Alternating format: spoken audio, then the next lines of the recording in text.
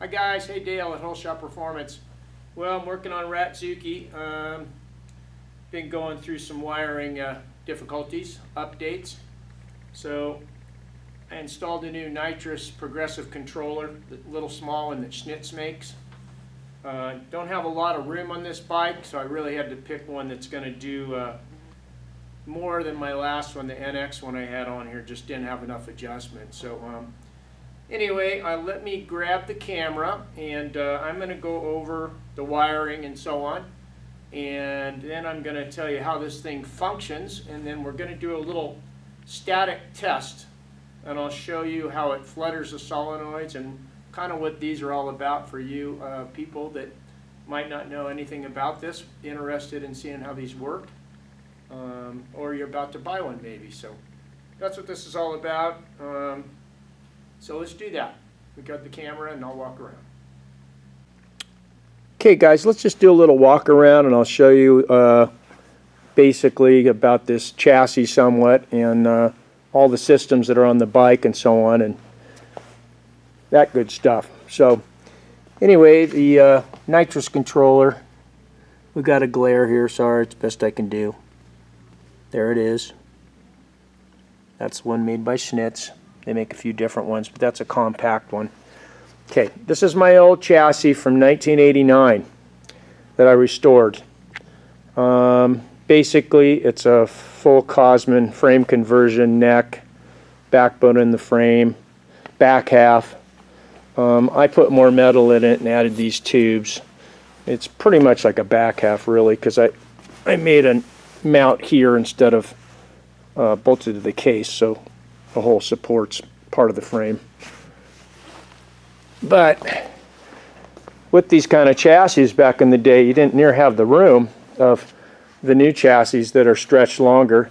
This is a 72 to 74 inch wheelbase. Right now it's at about 72 inches. But if you look in there, there's a lot of stuff to fit in there, and you really have to have a master plan to make it clean, functionable, and be able to actually work on it and maintain it if you have a problem. So let me just go over a few of the systems. So obviously there's your fuel pump and fuel pressure regulator for the nitrous side. It's a wet system. There's your nitrous bottle mount down in there. Made a mount, it's welded to the front of the swing arm cross member. Made the battery box. Got a very large lithium battery. There's my fuse block. I made the entire harness all by hand, laid it all out step by step. Has a nice little cover that goes over. I just got it out of there. I just put fuses in it. Let you see it. I'm running a pressure safety switch on this system. If the fuel pressure drops below 4 pounds, it will close the solenoids, so you don't have a lean out and blow the thing apart or a big backfire. I got 2 cheater solenoids and 1 smaller solenoid is just a safety solenoid. Yeah, don't give me any guff about that. These still flow enough to make a couple hundred horsepower, and you're certainly not spraying 200 horsepower, maybe 100 at the most. So a safety solenoid basically will just turn on, off and on. It will not flutter. That's just a safety if the little plungers in the nitrous solenoid, either, but the nitrous mainly. If the nitrous plunger gets worn and you have the bottle on, obviously it's going to leak into your cylinders. You turn the ignition on or spin the motor around, you're going to blow the carburetors off the bike or have a big boom. So it's always good to add a second solenoid, the one before, and this just opens and closes with the throttle. It doesn't flutter. So it's just one more safety in line. If your bottle's open, you're not going to get leaked by into the intake ports.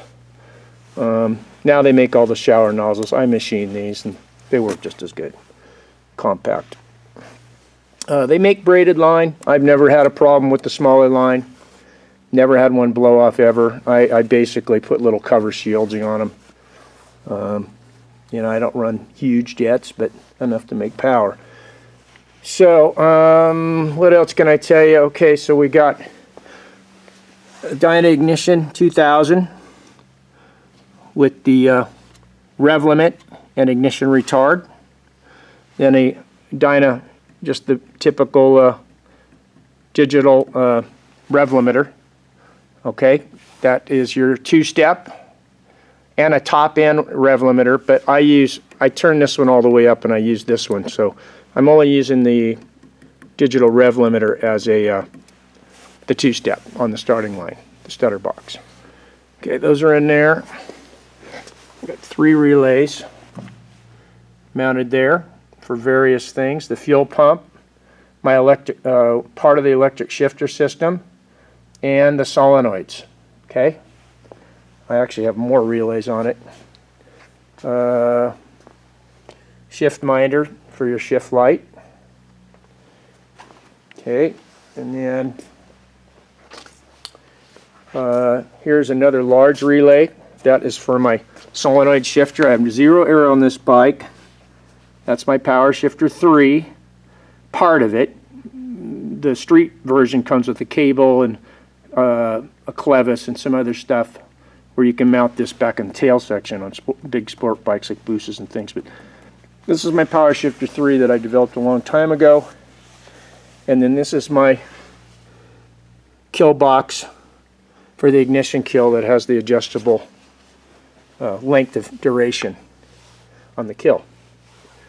And then I got one more relay down in there. You can barely see it foam wrapped. And that's part of the clutch switch. Hear it? Okay, so then you got the typical, what a lot of guys use, and they're clean. It's like an old Kawasaki, I think it's a KZ600 or Ninja 600 or something. The switch, and then a machine little button where you can adjust the when it activates when you drop the clutch on the line. Okay, so then I got all these switches going on here. And the reason I don't want them all on at the same time. If I want to make a normally aspirated pass, all I got to do is turn on the electric shifter. Once I do my burnout, put it in first, I turn it on my shifter. And then at that time I'm up near the line. Then I turn the O2 on, which starts the WeGo. So it's data, the air, fuel, and RPM of the whole run. Okay? And if you turn this on with the key ignition, then you got all the crap from the burnout, making the burnout, blah, blah, blah, letting off, getting to the line. It's just a mess on the chart. It's a lot harder to see just your run. So I wait till I get near the line, flip it on. Then you just kind of idle up. And then when you pin the throttle on the two-step, you see it jump up and then take off. And then you get your run as you're going through the gears with all the air, fuel, and RPM, which is really cool. This is a little digital tack. I just basically use that when I'm working on the carburetors. Idle. Can kind of glance at it. Sometimes just little things are happening. Your shift light. These are just lights I put. This shows that the shifter is on, and I actually made a neutral indicator. So it's on and it's in neutral right now. This is my steering damper. Okay, this is the fuel pump. Right there. I have it unplugged because we're going to do a test. I'll tell you why I have that unplugged. But this is going to arm the control box, the nitrous box, and this is just your ignition. See, there's a little tack. And on a dyno shift minder, as many of you know or don't know, when you turn it on, it does a little self-test. That's why it blinks. That's how bright those things are when you're going down the track. Real bright. So that's kind of that on that. So now, let me show you. Let me go on the other side. Be right back. Yeah, here's a little better view of the harness from the solenoids coming up and various things. Turned out real tidy. Got a few days in that. So anyway, the nitrous control that they make is pretty slick. I mean, it adjusts from 20% to 50% and 2% increments. That means when this starts to function, okay, say you have just a number, 20 nitrous jet in the fogger nozzles, on the nitrous side. You know, the fuel, it's up to you to tune it, whether you want to make it even, 3/1000ths bigger, whatever.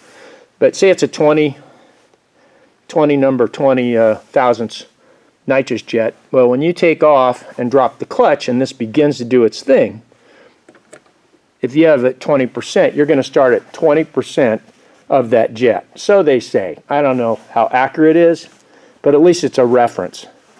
Okay? And then what's neat about this little box is you can time it to ramp in clear up to 8 seconds, which is just awesome. I don't know how many guys would ever do that, but you have the option of doing it. And you can do it in half-second increments. So if you look at the thing right here, see right now I got it on 1.5. There's 2. See it? 2.5, right? And I'm going to show you how that functions. So that's the ramp. This is the amount of percentage. So say if I want to leave it, 50% of a 20 jet, you'd swing it all the way around to 50 right there. Okay. So then on the wiring, I'll show you what these kind of mean. So this is solenoid ground, solenoid ground. I ran a ground to each one. You can connect these together and only use one, but they say the mixture might be a slight richer. So I went to each solenoid on each ground from the solenoids. So this is each solenoid ground, BG battery ground, pretty self-explanatory. Okay, this is 12 volt activation. So this is the one you want on.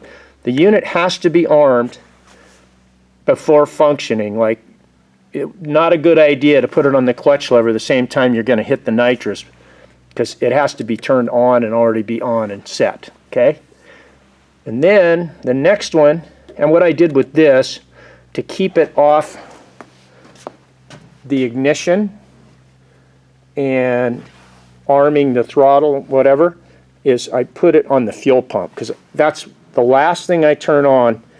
Is this arms the throttle switch in the throttle, and I turn the fuel pump on. Those are the last two things. These I already do when I come to rolling stop, stick it in first gear. Then when I'm just about the stage, just before the stage bulbs, I flip it this way for throttle. I used to have a button on this, that's why this says it's a B over here. Okay, and then I turn on the fuel pump, and then that box is going to be lit up. Okay, because what happens is when I dump the clutch, when I get to the line and I pin the throttle, it's going to stutter. Whatever I have that RPM set out, whether it's 5 grand, 7 grand, 4 grand. Okay, when I drop that clutch, boom, trips the relay. This switch goes to here. This is turned on, so it follows and comes into the throttle switch. And the throttle switch, hear that? About half the way. Okay, I have it pinned. That comes down. That makes it hot to this side of the fuel pressure sensor. Right? You have fuel pressure. So then it completes the circuit. And then it goes to the yellow. That's activation. That's why I went through those steps up there to show you. So that yellow wire is what picks up the signal when you drop the clutch. This other hot is just for my safety solenoid, so it turns on, just opens. Okay, so that's how that works there as far as getting through the system, through the whole thing. So you can imagine the wiring to do these kind of motorcycles. Boy, it has to be perfect, and you really got to take your time. And it's a progression. Tell me, I've made some changes on this bike, had to start over, blah, blah, blah. So anyway, I think that does it about for how it functions, what it does. So I'm going to set the camera up now on my little tripod, and I'm going to go ahead and show you a test and what the solenoids sound like when they flutter. And I'll show you a ramp in and kind of a little bit more about the box.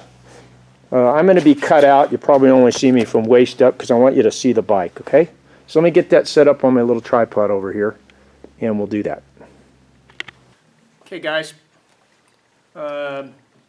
So there's 2 different ways you can set up the progressive box.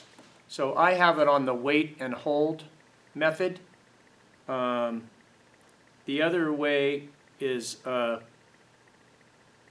me explain something first. The wait and hold means when it starts, when you take off the line, say you got out of the groove, got in a little trouble and had to back out of it and you clicked off the nitrous, when you roll into it, it's going to wait for you, hold where you were, and then still progressively ramp in the rest of your ramp. Say I have it at 4 seconds, just for a number, at 20%. Starts at 20%, it's going to go up. Wherever I roll out, it's going to shut it off. And then you got up to 20 seconds, it's going to hold it in memory. Get back into the throttle, it's going to start at that same progressive that you left out of it and go. The other method turns it completely off and starts with full bore again. So I'm going with the wait and hold. I think that's a smarter way to go because you're already, hooking it down the track. Say you're in third gear and get loose or something. So, you're going to be back into it where you were. So anyway, let me stand up now. You're not going to see going to see a lot of crotch going on here. But anyway, so I want you to see the bike, so that's why. So, so right now, just for an example, I have it set at 3 seconds. Doesn't matter the percentage. I just want you to hear the solenoids, what steps you go through. Okay, so what we're doing now is the ignition's on already. Okay, I'll turn it on, doesn't have to be. Okay, I've got the fuel, I get up to the line, I turn on the O2 and the shifter. Those don't have to be on to do this test. Okay, I turn on the fuel pump just before the line. I arm this center NOS arming switch to throttle, that's to the right. That means when I drop the clutch, it's gonna, and I pin the throttle, that's when it's gonna start. So I get the clutch in, we're at the line, turn on all these switches I just told you about, pin the throttle, stutter box is like 6,500 RPM, the lights come down, and there you go, 3 seconds. Okay, now, so that's how they flutter and then they slowly creep back down. It's supposed to be a pretty smooth ramp. Okay, let me turn it off. If you leave it on, it takes 22 or 26 seconds or something to clear itself and it would do it again, okay, from the beginning of the ramp. So turn it off, turn it back on. Now I'll show you what happens if you're going down the track, you got out of shape. We'll just count to maybe 1 1,000ths or 2 1,000ths, I'll let off. Then I'll get back on it and you'll see, and then it'll come on and it'll ramp in just a little bit to finish the sequence. So here we go, same thing. 1 1,000, 2. Okay? You're out of it. You're straightening the bike back out. You want to get back in it. There's your other half a second. Everything off. All right, well that does it. Kind of how they function. This is Ratzuki, it's looking good. So what we got is we got the last Western Pro Extreme race. I haven't even been to one yet. Tony and a lot of my old friends racing that. And hopefully I'm going to go next weekend to the final race in Sacramento and run this thing in the Pro Outlaw, which I think 770 index class. The bike isn't dialed in at all. I'm going to have to completely start over. I know it makes power. Out here at 4,500 feet, I went 817. I run 174 one run. But I got to get the whole first 300 feet of the track under control. So we'll just see how it goes. I'll use it for a test session. Hopefully it all works out. I'm really tired from working on this thing and everything. And I got to tell you, when you go through stage 4 cancer of any kind, like I did with prostate cancer, doing something you love, I highly recommend it. You're a cancer survivor. Go back to your roots. Don't give up. And, this bike, just even though it's not state-of-the-art, really helped me and my wife, Lisa. That's just fantastic. But if you're a cancer survivor, do something you love, man, because I'm telling you, that's part of staying alive and with a good attitude, even though you're wore out all the time. So anyway, thanks for watching. I appreciate you. Please subscribe. Give me a thumbs up if you like this. And the stuff I do, it's on it for fun, maybe a little gas money. Comment below, and we'll see you on the next video.